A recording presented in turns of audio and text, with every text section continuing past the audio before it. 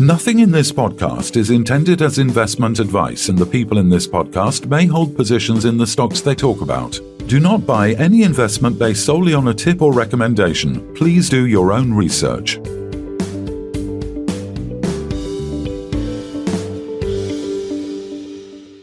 Hello and welcome to the Midweek Takeaway. Today we're joined by Carl Esprey, CEO of Contango Holdings. Welcome back, Carl. How's things? Yeah, good, Phil. How are you? Yeah, good, thanks. It's starting to get a bit cold here now, a bit frosty. Feeling like Christmas is around the corner. How's things over there? Yeah, well, I'm up in the UK at the moment where it's cold, but down in Zimbabwe it's obviously sweltering. Yeah. So obviously we saw the news in the last week of a non-binding MOU signed with a leading multinational company. Do you want to add any comments to that?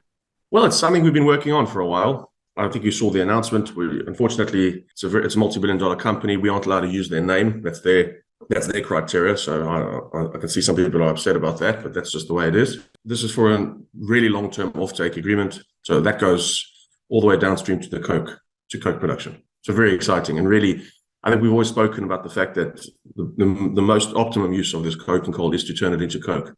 And this kind of reflects that the industry sees the same thing as well. Coke is short. Coke is what our product will be turned into. And large steel companies and large companies are looking for ways to ensure that they have their supply for the next decades, not just for the next few months. So when we're talking about multinational company, obviously you can't divulge the name, but we're talking about a big miner or a big supplier of these resources, obviously. Or consumer of the resources as well. So it's not a person that uses the coke. Okay, and from a sort of probability standpoint, as you said, you've been working on this for a while. You feel confident this could progress? Yeah, again, it's not a done deal, but I feel confident it can progress. And we are doing everything we can to make sure that our site is as attractive for them as possible. Okay, and what's the time frame then going to be based on this? When do you see finalization of the contract? Really not in our control. So I'd say months, not years, but it's not going to be days or weeks. It's going to be a few months away before we get the final answer from them. Okay, and in the meantime, what's going to be progressing then on site? And in the meantime, this hasn't stopped or changed anything for us. We're still proceeding with construction at the site. We put out in our annual report, we put out some news that we are struggling to get some pieces of kit across the border. That's a internal Zimbabwe logistics issue in terms of getting paperwork signed off by the relevant tax authorities. So that's delayed us, and that continues to delay us. But we're on track to be producing in Q1 next year. Stuff like the village relocation is moving rapidly. Pit expansion, preparation, overburden removal, all of that is moving ahead nicely.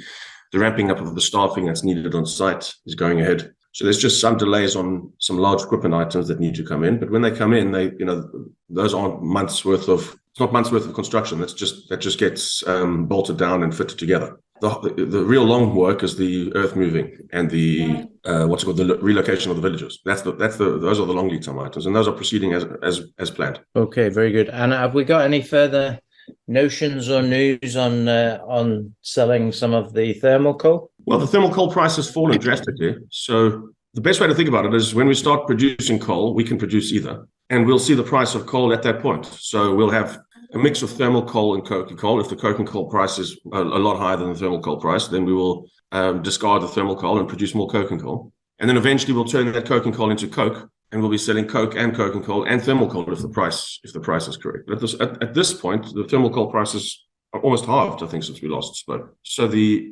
viability of, we'd make a small margin, but the viability of us turning off coking coal to sell thermal coal doesn't exist at the moment. Now that could change, of course, as the winter goes on. That could change.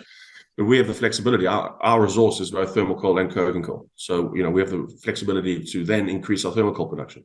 Coal pricing situation seems to be up and down like a yo-yo, literally, just can't seem to be stable. So to actually get a stable offtake agreement that would be financially beneficial to both parties seems a very good move for everybody, both the supplier and also the end user, if you like.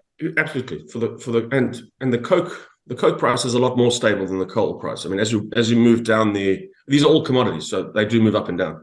But as you move down the value chain, then the volatility decreases a lot. And certainly there's huge coke demand in the region. South Africa is a net importer of coke at the moment. And not just that region. Obviously, we saw the controversial news this week in the UK that Michael Gove has approved the first new UK coal mine in 30 years, despite concern about its climate impacts among obviously Conservative MPs. And the proposed mine in Cumbria would obviously dig up coking coal for steel production in the UK and across the world. So that's just shows you how much importance and how much needed it is around the world and in the UK if they're thinking about bringing on mines, the shuttered mines effectively. Yeah, well, I mean, it also reflects the reality that if it's mined somewhere else and consumed in the UK, it doesn't really change. It might change the UK statistics, but if climate change is a global thing, then it's not going to make a difference in terms of the globe. The same amount of carbon will be burnt. It'll just be mined elsewhere. Possibly more carbon by the time you've transported the coal in a very dodgy ship that uses horrendous diesel to get it there. Yeah. So, yeah. Okay. All interesting stuff. And we look forward to 2023 as we move forward into a process of revenue producing. I mean, the reality is now you've never been in a better position. You have all the cash to build the mine. Fully funded. The coal is in the ground. It's going to be coming out the ground very, very, very shortly, and it's going to be sold one way or the other. Whether it goes through this issue with the big multinational or a leading multinational or another, it's going to be sold. Exactly. Carl Esprey, CEO of Contango Holdings. Thanks very much for your time. Thanks, guys. Have a good Christmas. And you.